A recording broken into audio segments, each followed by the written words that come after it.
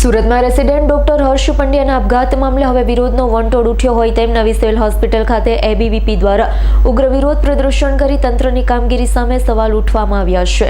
Surat civil હોસ્પિટલમાં resident ડોક્ટરના આપઘાત મામલે એબીવીપી મેદાનમાં ઉતર્યું છે। એબીવીપીના કાર્યકરોએ નવી સિવિલ હોસ્પિટલ ખાતે વિરોધ પ્રદર્શન કરી શરમ કરોના નારા લગાવ્યા। એબીવીપી દ્વારા આક્ષેપ કરવામાં આવ્યો છે કે સિવિલ હોસ્પિટલમાં અવારનવાર રેગિંગની ઘટનાઓ સામે આવે છે, તેમ છતાં તંત્ર દ્વારા સમયસર પગલાં કેમ લેવામાં આવતા નથી। ફરિયાદ કરવામાં આવી હોવા છતાં કાર્યવાહી ન થઈ હોવાના પણ ગંભીર આક્ષેપ કરવામાં આવ્યા છે।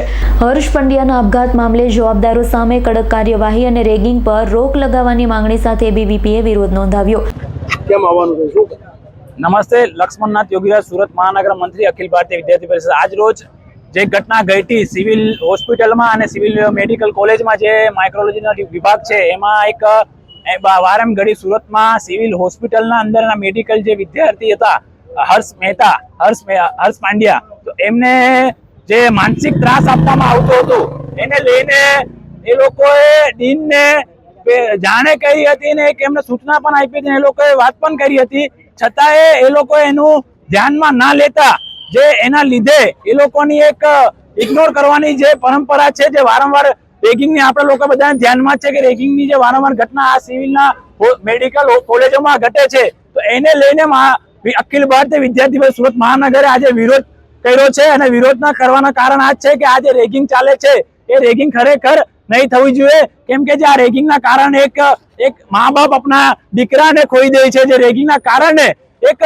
જે ખરેખર જે સારો એક ડોક્ટર મળે છે કે આપણા મેડિકલ કોલેજ હોય કે પછી સિવિલ હોસ્પિટલ હોય કે અન્ય બીજા હોસ્પિટલ, એમાં એક સારા જેવા જે આપણા ડોક્ટરો હોય, જે કહેવાય ડોક્ટર એક ભગવાનનો બીજો રૂપ છે જે મળતો હોય, પણ આ કશે ના કશે કોઈ અન્ય લોકોના કારણે જે એન્ટી રેગિંગના જે કમિટી ઘટી છે એ કમિટીના પણ અંદર અમે લોકો જોયું છે કે એ લોકોના ઉપર જે કાર્યવાહી 4 લોકોના ઉપર જે કાર્યવાહી કરી છે એ અસંતુષ્ટકારક છે। એમાં લોકોને ખાલી 6 મહિના માટે સસ્પેન્ડ કર્યા છે।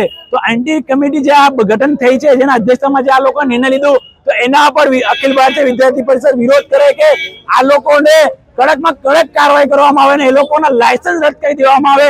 એના માટે અખિલ ભારતીય વિદ્યાર્થી પરિષદે અહીંયા આજે આવ્યા છે અને વિરોધ પ્રદર્શન કરે છે। અને વિદ્યાર્થી પરિષદ શપથ માંગ પણ છે કે જ્યારે પણ આવી કઈ ઘટના ઘટશે કે ડોક્ટરના ક્યારે પણ રેગિંગ થશે, અન્ય કોઈને પણ રેગિંગ થશે યા કોઈ હેરાનગતિ કરવામાં આવશે, તો વિદ્યાર્થી પરિષદ હંમેશા આગળ ઉભો રહેશે। Bureau report S9 news Surat. અમારી તમામ માહિતીથી અપડેટ રહેવા માટે જોડાયેલા રહો S9 ન્યૂઝ સાથે।